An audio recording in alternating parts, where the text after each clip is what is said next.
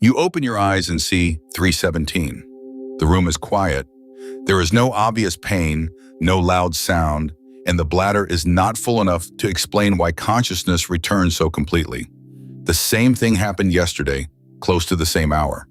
So the natural conclusion is that something inside the body switches on at 317. But the clock may be the wrong instrument.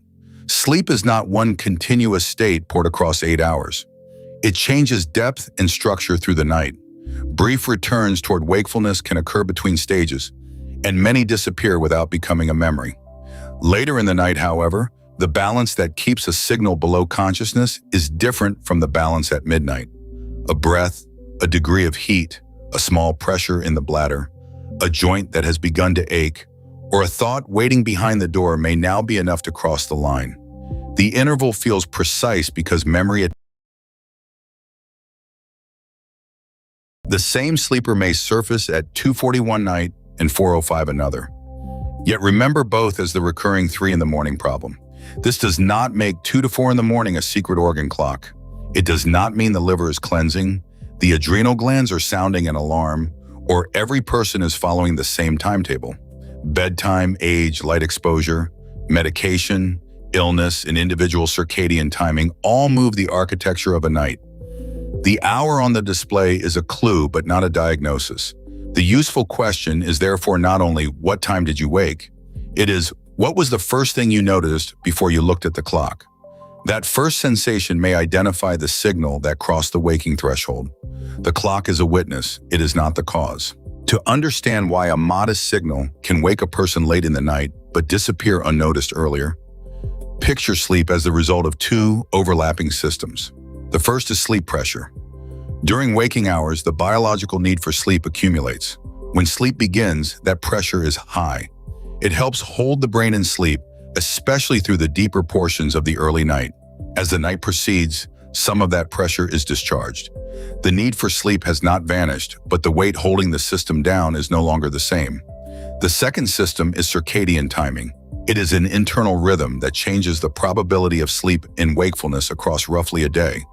It does not simply turn sleep on at bedtime and off at breakfast. It continues to shape temperature regulation, alertness. Alexander Bourbe's 2-process model describes sleep as the interaction between this circadian process and the pressure built during prior wakefulness. Neither process points to one universal 3 a.m. switch. Their interaction changes continuously, and its clock time depends partly on the person and the schedule. There is another layer. The sleeping brain moves through non-REM and REM states in cycles, but these are not identical 90-minute blocks. Their length varies within one person and between people. Deep non-REM sleep is concentrated more heavily in the earlier part of a typical night. REM sleep occupies more of the later cycles, and brief awakenings can appear around transitions. Most are too short to matter. A person turns, adjusts the blanket, clears the airway, and has no memory of it in the morning. The important variable is not whether the night contains any arousal. It is whether an arousal becomes long. Think of a chalk line drawn across a scale. Below the line are signals the sleeping brain contains. Above it are signals that produce remembered waking. The height of that line is not fixed. Deep sleep and strong sleep pressure can place it higher.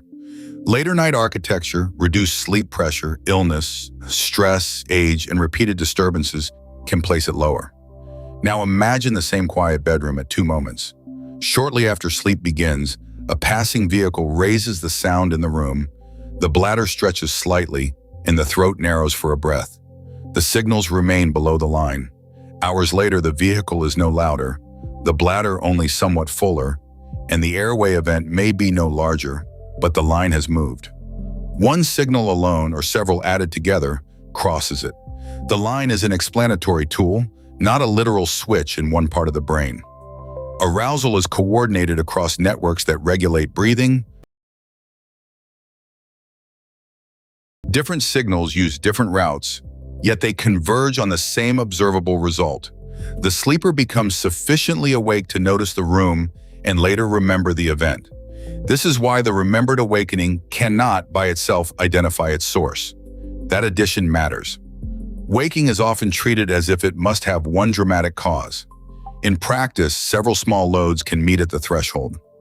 Warmth plus a lighter sleep stage, alcohol-related disruption plus snoring, pain plus anxiety about the next day. The final signal receives the blame even when it was only the last weight placed on the scale. Studies of sleep across adulthood support a careful version of this picture. Older adults on average show changes in sleep homeostasis, circadian timing, and the continuity of sleep. That does not mean every older person wakes at the same hour. It means the margin between a contained signal. Population work also distinguishes the simple act of waking from difficulty returning to sleep. A brief awakening may be ordinary. The suffering often begins when the brain stays awake, monitors the time, predicts tomorrow's exhaustion, and turns a small physiological event into a long cognitive one. The mechanism is therefore a threshold, not a hidden appointment. It is not an event created at 3 a.m. It is a signal that happened to cross the line at 3 a.m. Once the threshold is visible, the familiar time on the clock becomes less mysterious and more useful. Several different signals can arrive at the same hour. They should not be treated as one disease. The first possible sender is the airway. In obstructive sleep apnea, tissue in the upper airway repeatedly narrows or closes during sleep. The brain briefly increases its arousal response to restore breathing. The person may remember choking or gasping, but often remembers only waking. Loud snoring, witness pauses in breathing, dry mouth, morning headache, and marked daytime sleepiness make this branch more important. Sleep stage and body position can influence events in some people, but neither REM sleep nor lying on the back explains every case. A repeated breathing signal requires assessment, not a pillow marketed as a universal cure. Alcohol can be a second sender. It may make sleep begin faster, but sedation at the start of the night is not the same as stable sleep across the whole night. As alcohol is metabolized, sleep can become more fragmented in the later portion, particularly after larger amounts. The exact response depends on dose, timing, tolerance, sex, age, and other conditions. Alcohol does not set a precise alarm for 3 in the morning. It can simply add enough instability that an ordinary later night transition becomes a remembered awakening. A third sender is temperature. Sleep and thermoregulation are linked, and an overheated room, heavy bedding, fever, or a vasomotor hot flash can produce an arousal.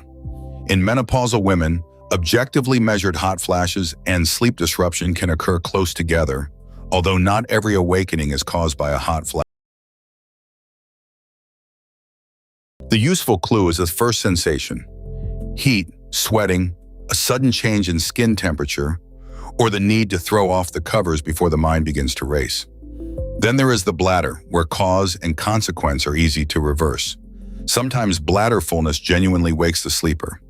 Increased nighttime urine production, reduced functional capacity, urinary symptoms, medication effects, and medical conditions can all contribute. But sometimes another signal wakes the person first. Once awake, the bladder is noticed, and the person decides to urinate because returning to sleep with any pressure feels unlikely. The bathroom trip is real. It simply does not prove that the bladder caused the awakening. This distinction separates the present question from the fluid redistribution mechanism discussed in the earlier leg fluid and ANP episode. That chain can explain genuine nocturnal urine production in some people. It cannot. Here, the order of events is the evidence. Strong urgency first, or consciousness first, and a convenient visit second. Other senders fit the same model. Reflux may arrive with burning or sour taste. Musculoskeletal pain may appear on the first turn after hours in one position. A medication may alter sleep or increase urination. A pet, heating cycle, traffic sound, or partner movement may supply the final small push. Stress is sometimes the original trigger, but it is often the maintainer. The body wakes briefly for one reason, then the mind begins forecasting, calculating, and rehearsing. Timing still helps when it is joined to sequence. A partner's report of snoring before the awakening carries different information from noticing a household sound first. Waking hot before any thought differs from becoming hot after several anxious minutes. A strong urinary urge that exists before sitting up. The timestamp becomes useful only when attached to what came immediately before it. That is why clock watching matters. Once the display is checked, 3:17 becomes a problem to solve. Attention narrows around heartbeat, bladder, breath, and remaining hours. Experimental work on sleep-related monitoring shows how monitoring and worry can reinforce one another. The original arousal may have ended, while the inspection keeps wakefulness alive. 5 people can see the same time and have 5 different causal chains. The hour is shared, the sender is not. The pattern often becomes more noticeable in later adulthood, but age is not a mechanism. It is the name given to several changes that may arrive together. Deep non-REM sleep tends to become less prominent across adulthood, and sleep commonly becomes more fragmented. Research separating circadian timing from sleep homeostasis suggests that both systems contribute to age-related changes in when sleep occurs and how firmly it is maintained. The result is not a universal awakening between 2 and 4. It is a smaller margin in which a signal that once remained below awareness may now become memorable. At the same time, the possible signal load can grow. Upper airway anatomy, body composition, and muscle control can change. Pain conditions become more common. Urinary symptoms and medicines that affect fluid balance may enter the picture. A partner's illness, caregiving, grief, retirement schedules, or less regular exposure to daylight can alter the behavioral frame around sleep. None of these belongs to every person over 50, and none should be accepted as just getting older. They are separate variables that happen to accumulate in the same decades. There is also a change in what happens after the eyes open. A younger sleeper may surface, turn, and disappear back into sleep without forming a story. A person who has experienced weeks of broken nights may surface and immediately check whether the feared pattern has returned. The number on the clock becomes a conditioned signal. It predicts fatigue, irritability, or a difficult morning, and that prediction raises arousal when the system most needs to settle. Medication deserves its own caution because the relevant A medicine can increase urine production, alter alertness, aggravate reflux, change temperature regulation, or interact with alcohol and other sedating drugs. A new pattern after a prescription or schedule change belongs in the record. It does not justify moving, reducing, or stopping the medicine without the prescriber. The same restraint applies to over-the-counter sleep products, which can mask a symptom without identifying the sender. Environment can narrow the margin without changing the body at all. Hearing may be lighter for one frequency, a thermostat may cycle near dawn, or early traffic may begin while sleep is already easier to interrupt. These possibilities sound ordinary, which is precisely why they are missed. A small external signal can be the final weight on a physiologically changing scale. This is why the first task is not to force sleep. Breathing interruption, heat, pain, urine production, environmental disturbance, and cognitive monitoring live at different layers. One may open the door, another may hold it open. Persistent fragmentation deserves attention because sleep quality is part of daytime function, mood, concentration, and physical safety. Certain patterns deserve faster assessment. Gasping or witnessed breathing pauses, chest pain, severe breathlessness, confusion, falls, new neurological symptoms, painful urination, blood in the urine, marked thirst with frequent urination, or a sudden change after a new medicine. The correct conclusion is not that the body is failing on schedule. It is that age may narrow the margin without naming the signal. A useful protocol begins by refusing to treat the hour itself. The goal is to discover the order of events with as little interference as possible. It takes 7 nights, 90 seconds each morning, and one rule: observe several nights before changing anything. For the first 3 nights, keep the ordinary routine. Do not stare at the clock during an awakening, and do not turn on a bright screen to build a perfect record. Exact minutes are less valuable than an undisturbed night. In the morning, write down the approximate time of the first remembered awakening and answer 6 short questions. First, what was the first sensation before any story formed? Air hunger, dry mouth, heat, sweat, urinary urgency, pain, burning, sound, or simply full alertness? Second, was the urge to urinate strong before leaving the bed? Or did the bathroom become an idea only after waking? Fourth, was alcohol used that evening? Was a large meal unusually late? Or was the room warmer than usual? Fifth, did sleep return easily? Or did clock checking and calculation begin? Sixth, how did the morning feel? Restored, headachy, dry-mouthed, or unusually sleepy? The record is not a diagnostic test. It is a map of sequence. Clinical evaluations of nocturia often use a multi-day bladder diary, and insomnia evaluations commonly use a sleep diary over longer than one night because memory from a single bad night is noisy. The 7-night fingerprint borrows that logic without pretending to replace either evaluation. After 3 observation nights, choose one branch supported by the notes and make only one safe comparison for the remaining 4. Changing bedtime, alcohol, room temperature, fluids, supplements, exercise, and bedding all at once may produce a better night, but it destroys the explanation. If alcohol appears before the broken nights, compare with alcohol-free evenings.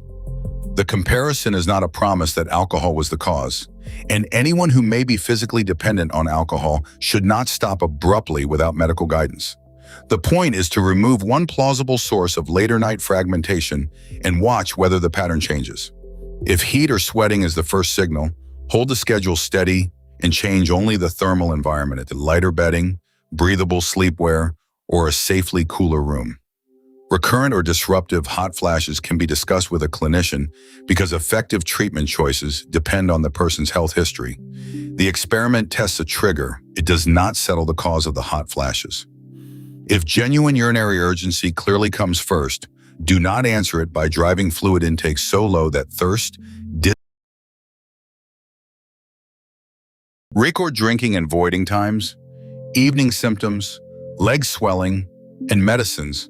Then bring the pattern to a clinician if it is frequent, new, painful, or accompanied by marked thirst or swelling. A bladder diary can distinguish nighttime urine production from capacity and sleep-related causes more honestly than the clock can. If gasping, choking, loud habitual snoring, witness breathing pauses, dry mouth, morning headache, or strong daytime sleepiness appears in the pattern, the one variable experiment is not the main intervention. Seek an evaluation for sleep apnea. Side sleeping may change events for some people, but symptom relief in one position does not rule apnea out, and a consumer tracker cannot establish the diagnosis. If the notes say awake first, thoughts second. The American Academy of Sleep Medicine recommends multi-component cognitive behavioral therapy for insomnia as the central non-drug treatment for chronic insomnia. Stimulus control principles include going to bed when sleepy, using the bed as a cue for sleep, leaving it when wakefulness has become sustained and returning when sleepy, and keeping a consistent rising time. These are not rigid clock commands. A person with mobility problems or fall risk needs a safe version with a clear path and dim light or guidance from a clinician. Sleep hygiene alone is not the same as CBTI and should not be presented as a complete treatment. At the end of 7 nights, look for repetition, not perfection. Does heat precede waking? Does alcohol separate the better nights from the worse ones? Is urgency truly first? Are breathing clues present? Does the awakening last only after the time is checked? If no, it argues against forcing a convenient explanation onto the hour. The protocol does not promise a cure in a week. Its product is a cleaner question. Instead of telling a clinician, the body wakes at 3 a.m., the record can say, on 4 nights, waking began with gasping, or the bladder was not urgent until after consciousness returned, or the first event was heat. A timestamp becomes a causal lead. Return to 3:17. The digits have not changed, but their meaning has. At the beginning, they looked like a command issued from somewhere inside the body. Perhaps a hormone surged, an organ began its nightly work, or age had programmed a fixed alarm. That story was attractive because it gave 1 hour, one cause. The body rarely offers that convenience. A night is a changing balance between sleep pressure, circadian timing, sleep stage, and the signals arriving from the body and room. Earlier, the threshold may contain them. Later, one signal or several together may cross it. The airway can send the signal. Alcohol can make the system less stable. Heat, pain, reflux, urine production, or sound can add weight. And after the original signal has passed, clock monitoring and worry can keep the door open. This is why the same hour can belong to different mechanisms, and why the same 2 to 4 in the morning is not a universal biological appointment. It is a common description of where some sleepers notice the crossing. The aim is not a night with no movement, no stage transition, and no brief contact with wakefulness. Normal sleep is active and variable. The meaningful outcome is continuity that feels restorative, and the ability to return to sleep without a small arousal becoming an hour of surveillance. That distinction prevents an impossible standard from becoming another source of wakefulness. It also keeps a normal brief transition separate from persistent insomnia or a recurring physiological disturbance that deserves care. The practical skill is to protect the sequence. Before reaching for the clock, notice the first sensation. After the night,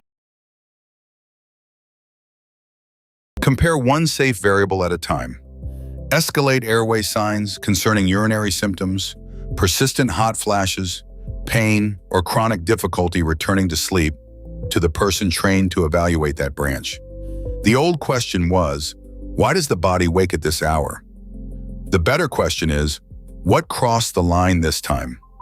One asks the clock to explain the body, the other uses the clock as one piece of evidence. At 3:17, the display records where the threshold was crossed. It never tells you what crossed it.